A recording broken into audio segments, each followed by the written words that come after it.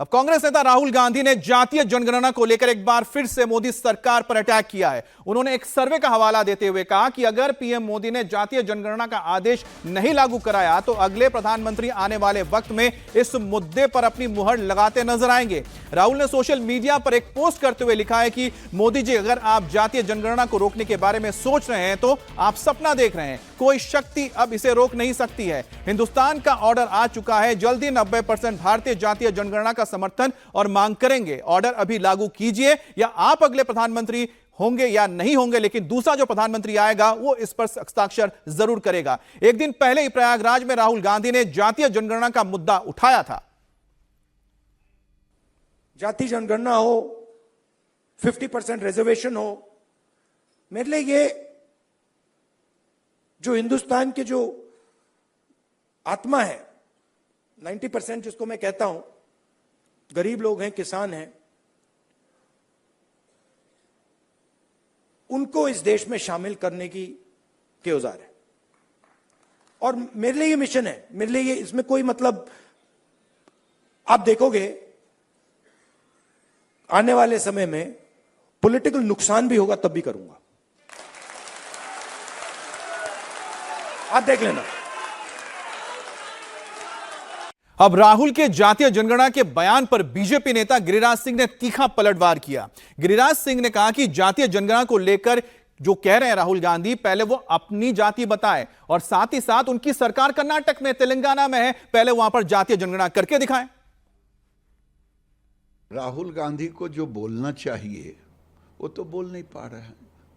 Caste census Karnataka में क्यों नहीं ओपन कर रहे हैं? कांग्रेस की शासन है, समय पर होगा। लेकिन राहुल गांधी अब धर्म तो बता ही नहीं रहे हैं, इनका किस कास्ट में आएगा? अपना भी बताना चाहिए ना। समय पर जो कास्ट सेंसस होना है होगा, नौटंकी से नहीं होगा। ये परसेप्शन की राजनीति कर रहे हैं, ये थेथरोलॉजी की राजनीति कर रहे हैं। एक ऐसा व्यक्ति जो 3 बार चुनाव हारा और 100 की संख्या नहीं पार किया, वो कह रहा है मोदी जी कमजोर हो गए हैं, देखते हैं इससे झुके हुए हैं। मोदी जी तो सीना तान करके देश हित में काम कर रहे हैं। परसेप्शन की राजनीति से देश नहीं चलता। राहुल जी, आपसे आग्रह है, समय पर सब होगा। आप धर्म तो बता दें। आप संविधान लेके प्रयागराज पहुंच गए, लेकिन अपने दादाजी के मजार पर नहीं जा पाए। अब राहुल गांधी के इस बयान पर बीएसपी सुप्रीमो मायावती ने कांग्रेस पार्टी पर जोरदार हमला बोला।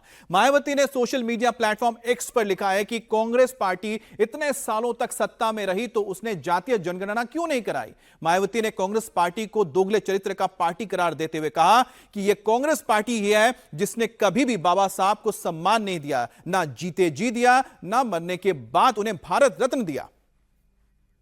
और जातीय जनगणना को लेकर मायावती के हमले के बाद बीजेपी भी भले ही खामोश हो, लेकिन एनडीए के साथ ही जेडीयू और एलजेपी रामविलास की ओर से इस मामले में जो राय आ रही है वो अलग अलग दिख रही है।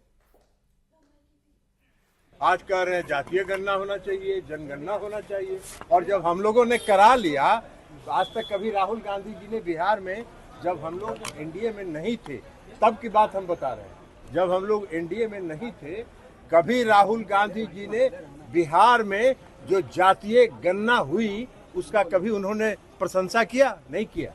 तो ये घड़ियाली आंसू वो बहाते हैं, वो जनता को भ्रमित करने के लिए एक स्लोगन देते हैं।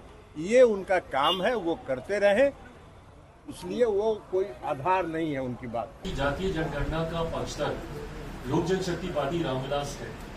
हम लोग चाहते हैं कि जातीय जनगणना हो। इसका कारण है, कई बार राज्य सरकार और केंद्र सरकार कई ऐसी योजनाएं बनाती हैं जो उस जाति को मद्देनजर रखते हुए उसको मुख्य धारा के साथ जोड़ने की सोच के साथ वो योजनाएं तैयार की जाती हैं। ऐसे में उस जाति की आबादी कितनी है ये जानकारी सरकार के पास कम से कम होनी चाहिए, ताकि उसके अनुपात में राशि आवंटित की जा सके।